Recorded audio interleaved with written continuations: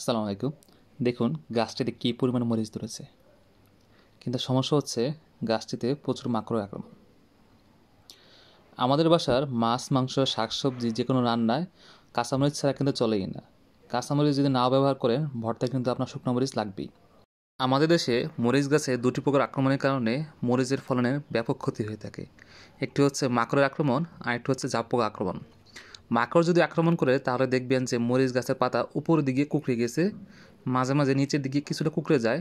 কিন্তু জাপ পোকা যদি আক্রমণ করে মরিচের পাতা উল্টা নৌকার মতো নিচের দিকে বেঁকে যায়। উল্টা নৌকার মতো নিচের দিকে বেঁকে যাওয়া মরিচের পাতা আপনি যদি একটু খেয়াল করেন তাহলে ভিতরে জাপ পোকা দেখতে পাবেন। আর মরিচের পাতা উপর দিকে বেঁকে গেলে বা নৌকার মতো হলে তাহলে সেখানে মাকড় উপস্থিত থাকবে, কিন্তু মাকড় খালি চোখে খুব একটা দেখা যায় না। খুবই ক্ষুদ্র একটা প্রাণী, এর চলাচল মাইক্রোস্কোপে আপনারা দেখতে পাবেন। এখন মরিচ গাছে যদি মাকড়ের আক্রমণ হয় বা জাপ পোকা আক্রমণ হয় তাহলে কী করবেন? লাল মাকড় ও জাপ পোকার বিরুদ্ধে সবচেয়ে ভালো ও কার্যকরী কীটনাশক হচ্ছে অ্যাবামেকটিন, যেমন ভার্টিমেগ 18 EC। মরিচ গাছে শুধুমাত্র লাল মাকড় আক্রমণ করলে আপনি সালফারজাত কীটনাশক যেমন থিওবিট, জাসবিট স্প্রে করতে পারেন।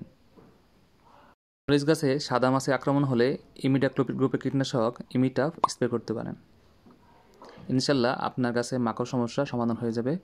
ভিডিওটি ভালো লেগে থাকলে অবশ্যই সাবস্ক্রাইব করবেন এবং লাইক বাটনে ক্লিক করবেন।